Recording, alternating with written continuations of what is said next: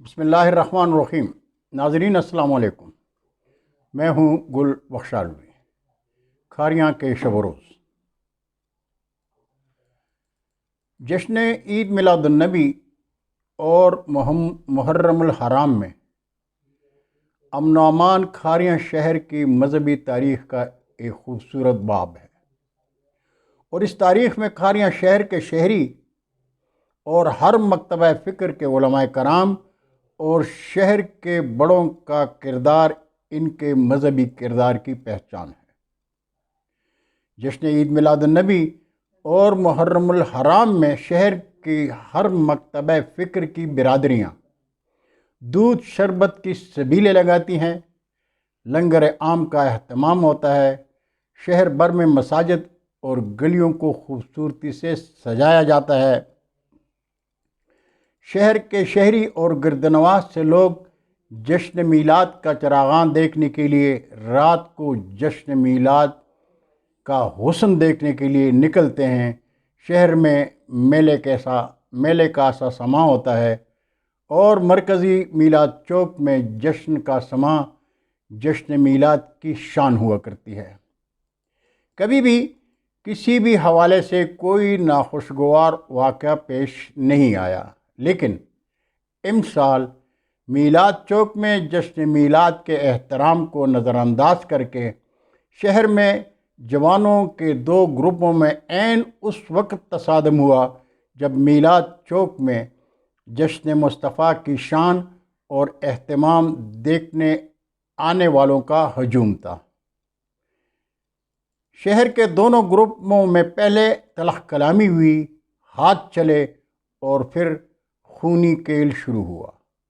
Firing ہوئی، خنجر چلے۔ افراتفری کے اس عالم میں بچوں کے ساتھ آئے ہوئے والدین بھاگنے لگے، بھگدڑ مچی، بچوں کے ساتھ ان کے والدین بھی کچلے گئے، اور متحارب گروپوں کی اس لڑائی میں 3 افراد شدید زخمی ہو گئے۔ ایسا کیوں ہوا؟ میں چونکہ جنوبی افریقہ میں ہوں، اس لیے شہر میں چند دوستوں سے رابطہ کیا۔ ایک صحافی دوست کے مطابق 1 ماہ قبل شہر کے گردنواح میں شہر کے 2 گروپوں میں تلخ کلامی ہوئی تھی۔ مرحوم چودھری فرخ مجید کے صاحبزادے علی فرخ مجید نے ان کا راضی نامہ کر دیا تھا، لیکن جشن میلاد کی مبارک رات کو میلاد چوک میں دونوں گروپوں کا آمنا سامنا ہوا۔ پہلے تلخ کلامی ہوئی، ہاتھ چلے، اور پھر خونی کھیل شروع ہوا۔ فائرنگ ہوئی اور خنجر چلے۔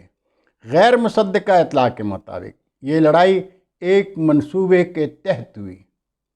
مرزا طاہر سے بھی کچھ لوگ خصوصی طور پر بلائے گئے تھے۔ یہ بھی سنا ہے کہ متحارب گروپ سنی اور قادیانی ہیں، لیکن شہر کے بڑوں کا کہنا ہے کہ جوانوں کی آپس کی اس لڑائی کو مذہبی رنگ دیا جا رہا ہے۔ خدا نہ کرے کہ اس لڑائی کی بنیاد مذہبی اختلاف ہو، لیکن اگر واقعی ایسا ہے تو پھر کھاریاں شہر میں مذہبی امن برباد کرنے والوں کے خلاف شہر میں ہر مکتبہ فکر کے ذمہ دار بڑوں کو حسب سابق میدان میں اترنا ہوگا، اور اگر وہ خاموش رہے تو ان کی خاموشی پرامن مذہبی شہر اور شہریوں کی خوبصورت مستقبل کو برباد کر دے گی۔ پاکستان کی مثال ہمارے سامنے ہے۔ اداروں کی بدمعاشی پر افواج پاکستان کی خاموشی ہم پاکستانی پہلے ہی بھگت رہے ہیں۔ ناظرین، یہ تھی آج کی افسوسناک خبر،